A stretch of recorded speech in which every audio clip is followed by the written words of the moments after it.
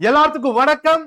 So பங்குச்சந்தைகளை பொறுத்த வரைக்குமே ஓரளவுக்கு உச்சத்துல வர்த்தகமாக ஆரம்பிச்சிருக்கு. அதுக்கு முக்கியமான காரணம் அமெரிக்கா, ஈரான், இஸ்ரேல் இவங்களுக்கு நடுவில் நடந்துகிட்டு இருந்த அந்த ஜியோ பொலிட்டிக்கல் டென்ஷன் ஓரளவுக்கு எஸ்கலேட் ஆனதா அப்படிங்கிறது நம்ம எல்லாருமே கேள்விப்பட்டிருப்போம்.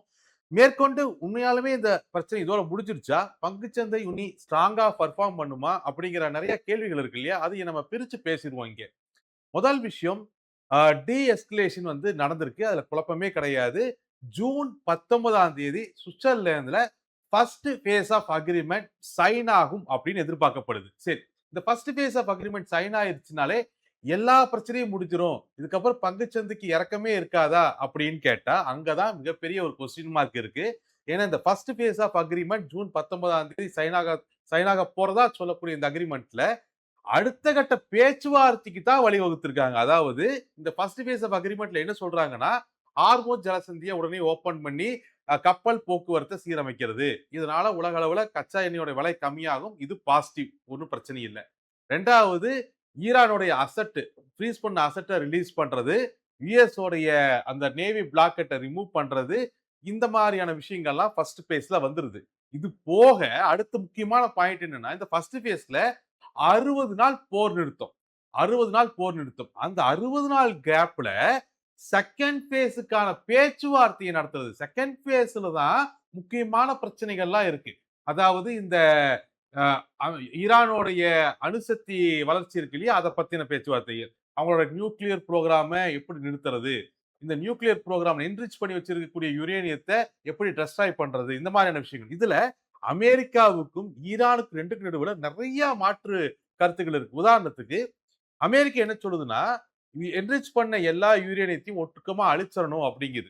ஆனா ஈரான் என்ன கேக்குதுன்னா, அதை நாங்க என்ரிச் பண்ணுறதை நாங்க கொஞ்சம் கம்மி பண்ணிக்கிறோம், அதை நாங்க சிவிலியன் பர்பஸுக்கு பயன்படுத்துறோம், முழுவதுமா அழிக்கிறதுக்கு ஒத்துக்கொள்ள மாட்டேங்கிறாங்க. சரி, அதே மாதிரி அமெரிக்கா என்ன சொல்லுதுன்னா, இந்த ஈரான் மேல இருக்கக்கூடிய சாங்ஷன் எல்லாத்தையும் ரிமூவ் பண்ணணும்னா சர்டன் கண்டிஷன்ஸ் அவங்க மெட் பண்ணணும் அப்படிங்குது. ஆனா ஈரான் அதுக்கு ரெடியா இல்ல. இந்த மாதிரியான செகண்ட் கட்ட பேச்சுவார்த்தைகள் தான் உண்மையான சிக்கல். ஆனா இருந்தாலுமே ஏன் பங்குச்சந்தை செலிப்ரேட் பண்ணுதுன்னா, இது அமெரிக்காவுக்கும் ஈரானுக்கும் நடுவில் இருக்கக்கூடிய பிரச்சனை. ஆனா பெரிய அளவுல பாதிக்கப்பட்டது வளரும் நாடுகள் கச்சா எண்ணெயின் காரணமா. ஆனா ஃபர்ஸ்ட் பேஸ்லயே இந்த ஹார்மோஸ் ஜலசந்தி ஓபன் பண்ணி விட்டுறதுனால, ஹார்மோஸ் ஜலசந்தி ஓபன் பண்ணி விட்டுறதுனால இந்த பிரச்சனை உலக அளவுல தீர்ந்துரும் அப்படிங்கிறதுனால நம்மளுடைய மார்க்கெட், நம்மளாம் 85% கச்சா எண்ணெய் இம்போர்ட் தான் பண்றோம். நம்ம மார்க்கெட் எல்லாம் ஓரளவுக்கு ஒத்துக்கிட்டு மார்க்கெட் ஏற ஆரம்பிச்சிருக்கு. இதான் சூழ்நிலை. பட் 2வது கட்ட பேச்சுவார்த்தையில, செகண்ட் பேஸ் ஆஃப் பேச்சுவார்த்தையில ஏதாவது சிக்கல் ஏற்பட்டு மறுபடியும் இந்த எஸ்கலேஷன் நடந்துச்சு அப்படின்னு சொன்னா நம்ம ஒரு இப்போதைக்கு இது பாசிட்டிவா தான் பார்க்கப்படுது. இருந்தாலும் மார்க்கெட்டையே தொடர்ந்து ஏறல. இன்னைக்கு கேப் பண்ண மார்க்கெட்டையே அப்படியே நிக்குது அப்படிங்கிற மாதிரியான கேள்விகள்லாம் இருக்கு இல்லையா? ஏன்னா இன்னும் சைன் ஆகல. பொலிட்டிக்கலா 70% பேச்சுவார்த்தை முடிஞ்சிருச்சு. 80% எல்லாம் அக்செப்ட் பண்ணிட்டாங்க. இன்னும் அது பிரிண்ட் பண்ணி 2 பேரும் சைன் பண்ணிட்டாங்கன்னா இல்ல. அதுக்கு ஜூன் 19ஆம் தேதி ஆகும் அப்படிங்கிறாங்க. இன்னும் 4, 5 நாள் இருக்கு. இதுல இஸ்ரேலுக்கும் சில மாறுபட்ட கருத்துகளும் இருக்கு. சோ இது அதுக்குள்ள ஏதாவது ஒரு எஸ்கலேஷன் ஆயிருச்சுன்னா அப்படின்னு தான் அந்த சந்தோஷத்தை முழுமையா பங்குச்சந்தைகள் கொண்டாட முடியாம தவணேறி போய் அங்கேயே நின்றுட்டு இருக்காங்க.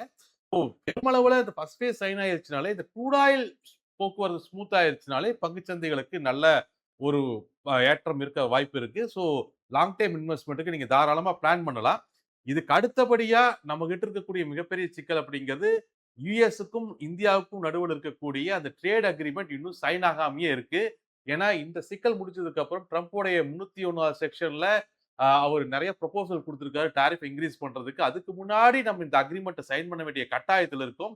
அந்த பேச்சுவார்த்தை ஜூன் 22ஆம் தேதி தொடங்கிரும் எதிர்பார்க்கப்படுது. ஏன்னா அமெரிக்காவில இருந்து ஒரு டீம் ஜூன் 22ஆம் தேதி வருது. சோ அந்த பேச்சுவார்த்தையும் நல்லா நடக்கிற பட்சத்துல இந்திய பங்குச்சந்தைகள் வந்து ஓரளவுக்கு ஸ்டேபிளா இருக்கும். ஏன்னா இப்போதைக்கு இந்திய பங்குச்சந்தைகளோட சிக்கல் அப்படின்னு பார்க்க போறது க்ரூட் ஆயில் விலை. அதனால ஐஎன்ஆர் ரொம்ப வீக்கா பர்ஃபார்ம் பண்ணுது. ட்ரேட் டெபிசிட் மிகப்பெரிய அளவுல அதிகமாயிருக்கு. அப்போ இது எல்லாமே சரியாகணும்னா ட்ரேட் டீலும் இந்த ஈரானுடைய இந்த ஒப்பந்தமும் சைன் ஆகும் பொழுது இது இந்திய பங்குச்சந்தைக்கு பாசிட்டிவானதா இருக்கும். இப்போதைக்கு இன்னொரு பிரச்சனையா பார்க்கப்படுறது அப்படிங்கிறது மான்சூன். எதிர்பார்த்தது காட்டிலும் மான்சூன் ரெயின்ஃபால் ரொம்ப கம்மியா இருக்கும் அப்படிங்கிற அனௌன்ஸ்மெண்ட். ஆனா அது ஃபைனான்ஸ் மினிஸ்டர் உணவு தட்டுப்பாடு ஏற்பதற்கான வாய்ப்புகள் இல்ல. ஃபுட் இன்ஃப்ளேஷன் இன்கிரீஸ் ஆகறதுக்கான வாய்ப்புகள் இருக்கு அப்படிங்கிற மாதிரியான ஒரு ஆங்கிள் தான் பேசியிருந்தாங்க. ஸோ அதனால இப்போதைக்கு அது பெரிய அளவுல நம்ம ஒரி பண்ணிக்க வேண்டிய அவசியம் கிடையாது. மத்தபடி பங்குச்சந்தை ஒரு ஸ்டேபிளான நிலையை நோக்கி போயிட்டு இருக்கு. ஆனா இன்னும் உறுதிப்படுத்தப்பட்ட கட்டத்தில் இல்ல. 19ஆம் தேதி ஃபர்ஸ்ட் பேஸ் அக்ரீமெண்ட் சைன் ஆகணும். 22ஆம் தேதி அமெரிக்காவுடைய பேச்சுவார்த்தை எப்படி போகுதுங்கிறத பார்க்கணும். இத தாண்டி கொஞ்சம் கொஞ்சமா பங்குச்சந்தை முன்னேற அதுக்கான வாய்ப்புகள் இருக்கு. முதல்ல இப்போதைக்கு பங்குச்சந்தைய பொறுத்தவரைக்கும் எஸ்கலேஷன் நடந்திருக்கு. ஒரு சுமூகமான சூழ்நிலை ஏற்பட்டிருக்கு அப்படிங்கிறது வரைக்கும் தான் இந்த செய்தி உண்மை. நன்றி. மேலும் ஈடி தமிழ் சேனல்ல வரப்போகும் பிசினஸ் மற்றும் அது ரிலேட்டடான வீடியோவை பார்க்க உடனே கீழே இருக்க சப்ஸ்கிரைப் பட்டனை கிளிக் பண்ணுங்க.